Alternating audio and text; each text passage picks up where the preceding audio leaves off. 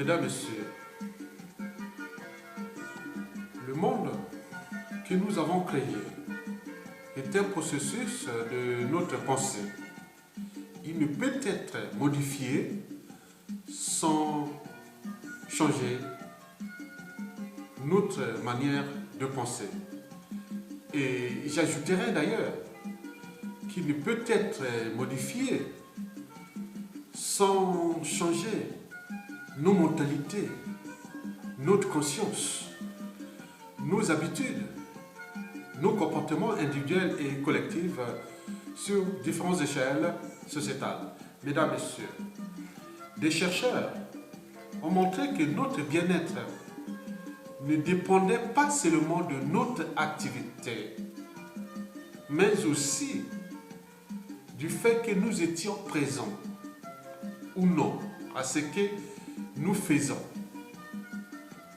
Par conséquent, les gens ne devraient pas toujours tant réfléchir à ce qu'ils devraient faire, mais je pense qu'ils devraient plutôt penser à ce qu'ils doivent être. Mesdames, Messieurs, les études sur les indicateurs subjectifs de bien-être montrent que le plus important n'est pas le niveau de confort matériel en lui-même, mais le niveau des inégalités. Plus les inégalités sont fortes, plus le sentiment de mal-être sera fort. Mesdames, Messieurs, la croissance économique est invoquée comme la solution alors quel est le vrai problème de l'existence naturelle et des enjeux écologiques majeurs de civilisation nouvelle. En effet, le modèle de société occidentale est fini. Il est dans une impasse. Il subsiste pour l'instant, sous perfusion, grâce à l'exploitation forcenée des énergies fossiles, des métaux rares, des millions de travailleurs et le maintien au pouvoir par la force des régimes politiques les plus cruels au monde, et notamment en Afrique et pour combien de temps encore. Il est pourtant clair que ce modèle de société occidentale va finir à courte échéance et ça dépend de nous de savoir s'il va finir dans des explosions sociales et le chaos écologique ou de façon plus noble et raisonnable ou soutenable au profit des générations actuelles et futures. Cependant, pas de mobilisation profonde du citoyen, sans un rêve commun, des lendemains à construire et des futurs à édifier. Mesdames, Messieurs, l'indice communément utilisé pour évaluer la performance ou la compétitivité ou la bonne santé économique d'un pays est le PIB, produit intérieur brut. Et la plupart des politiques économiques ont pour objectif la croissance de ce PIB. Celui-ci est calqué sur 3 indicateurs macroéconomiques, à savoir la balance commerciale. 1. La balance commerciale, c'est-à-dire import-export. Elle peut être positive si le pays exporte plus. Elle est négative quand le pays exporte moins. Donc elle ne crée pas de richesse. Mais on voit qu'en France, par exemple, depuis une quinzaine d'années, je peux vous rappeler qu'en France, depuis une quinzaine d'années, il est presque nul ou négatif. Voilà. Bon. Donc, est-ce que la condition humaine en France est-elle désastreuse? L'accès à l'eau, à l'énergie, au transport, à l'éducation et autres, c'est désastreux. Si on se base que sur la balance commerciale, l'un des indicateurs de macroéconomique, la balance commerciale. Bon, bien sûr qu'il faut créer les richesses. Bon, est-ce que la condition humaine en France est désastreuse à cause de cette balance commerciale qui est presque maintenant aujourd'hui nulle ou négative depuis une quinzaine d'années. Bon. Le deuxième indicateur macroéconomique, c'est le taux d'investissement des crédits bancaires alloués aux entreprises et à l'investissement public. Bon, on comprend que, bon, par exemple, si en Occident, en France par exemple, 20% de ce qui représente l'emploi national, c'est l'hémicycle national, et 80% c'est produit par les TPE et PME, alors qu'ils ont difficilement accès au crédit pour créer les richesses. Donc on a une inégalité d'accès aux moyens de créer les richesses.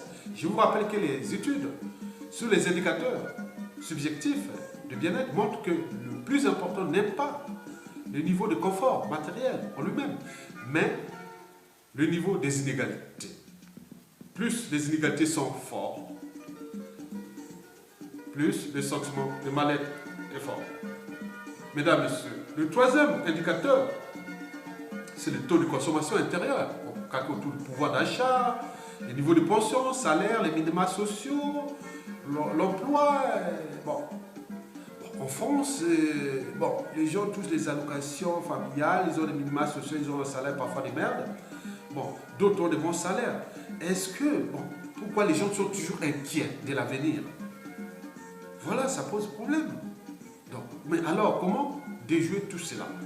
Mesdames, Messieurs, comment déjouer tout ça? L'inquiétude pour l'avenir, l'inquiétude pour le présent. Mesdames, Messieurs, pourtant, le bouton, un petit État asiatique coincé entre l'Inde et la Chine, a mis au point une batterie d'indicateurs et un nouvel indice pour mesurer son niveau de vie. Le BNB, ou Bonheur National Brut. L'originalité de cet indice, la prise en compte des facteurs non économiques déterminant le niveau de satisfaction de la population. Cet indice de Bonheur National Brut sert d'objectif pour mesurer le progrès que fait le bouton au-delà du PIB. Cela inclut évidemment des aspects économiques, mais le gouvernement bhoutanais ne juge pas la performance de son économie et son pays à l'aune du PIB, mais à l'aune de ce BNB qui permet de voir s'il progresse ou non. La façon dont il utilise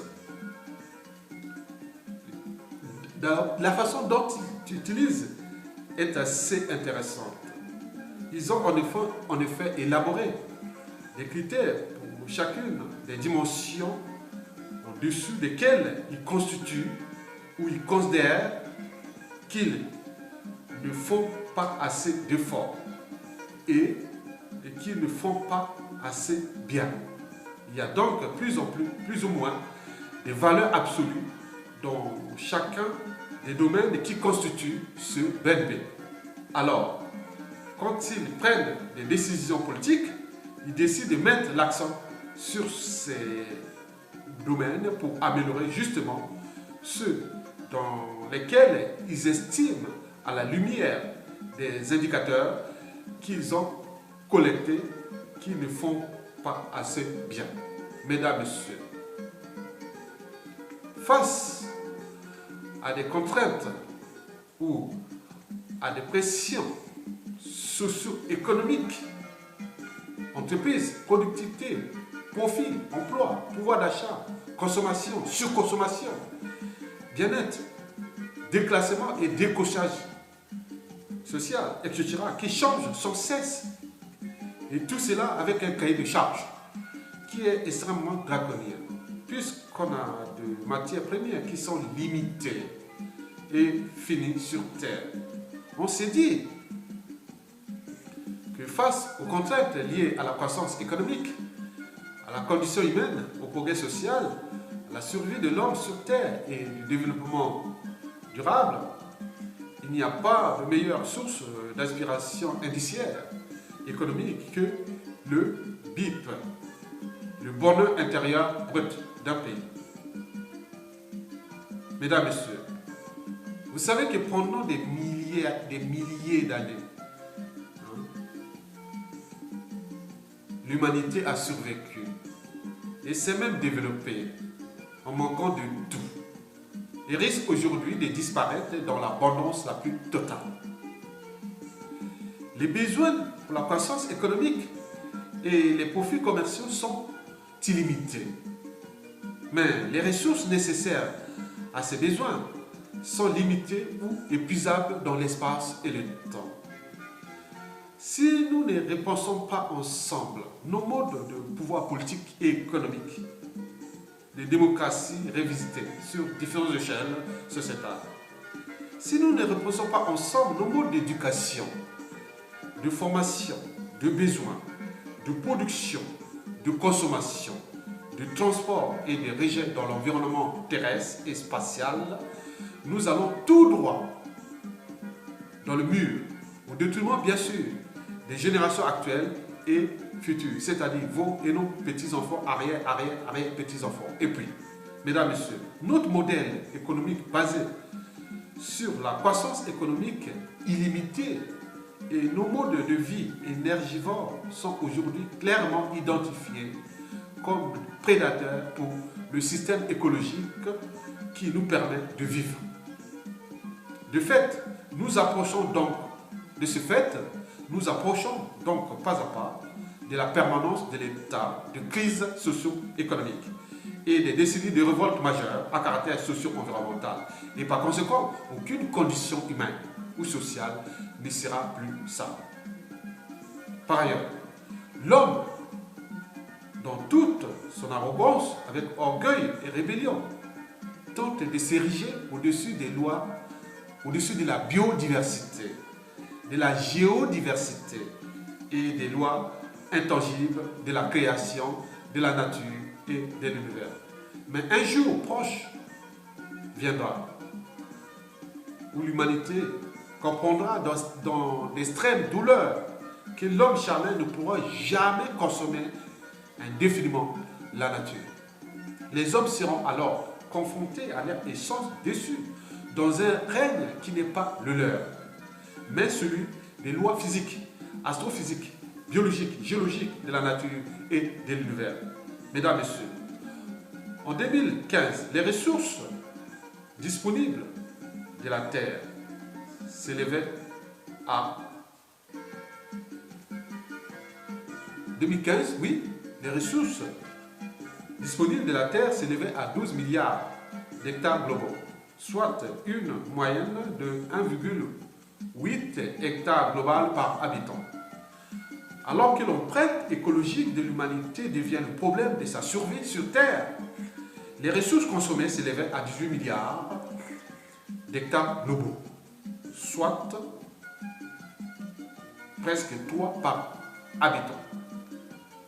Si tous les pays du monde arrivaient au même niveau de vie et de surconsommation écologique que celui de l'Occident, du Japon, de la Corée du Sud, de l'Australie et aujourd'hui de la Chine, de la Russie, de l'Inde, du Brésil, de la Turquie, des Émirats Arabes Unis, du Qatar, de l'Afrique du Sud, du Maroc et du Nigeria, etc.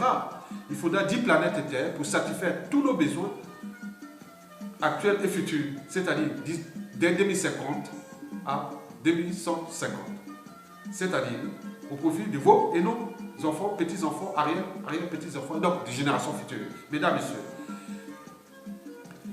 l'idée est de développer la responsabilité individuelle et collective. Nous sommes sur une planète limitée. Il faut donc s'éduquer dès le plus jeune âge à l'auto-limitation. Et cela doit imprégner toutes les structures de nos sociétés.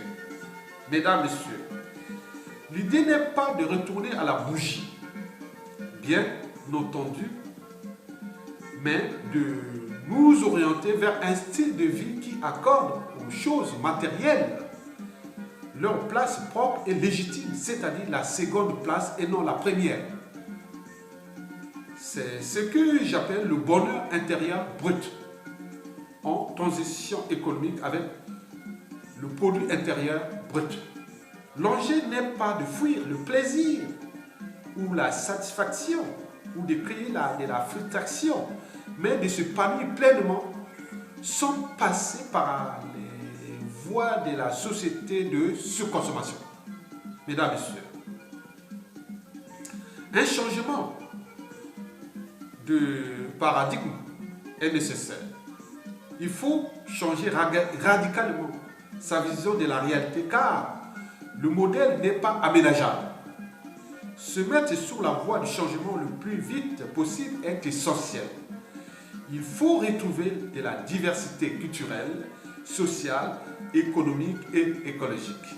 Par ailleurs, les alternatives doivent être accompagnées d'un changement de conscience individuelle et collective. Notre société crée de l'insatisfaction artificielle. Il nous faut donc combler un vide et cela doit bien entendu passer par la sous-consommation. Mais certains puits sont fonds si l'on ne travaille pas sur notre intériorité et sur ce qui nous est vraiment nécessaire dans la vie. L'enjeu est de revenir à une société beaucoup plus simple, à un autre type de confort matériel, sans remettre en question les avancées de la société actuelle. Voilà. Oui. Et pour favoriser cela, l'éducation qui joue un rôle crucial doit revoir en profondeur ses méthodes d'enseignement. Ces concepts et mouvements sont une invitation à aller plus loin dans les questionnements et à ouvrir des possibles pour sortir de la croissance économique et avancer individuellement et collectivement vers le modèle de décroissance économique conviviale ou de la sobriété heureuse ou conviviale. Mesdames, Messieurs, de nombreuses personnes ne se définissent pas comme décroissants, mais partagent un certain nombre de valeurs et tentent dans leur quotidien d'avoir un autre rapport à la consommation, au travail,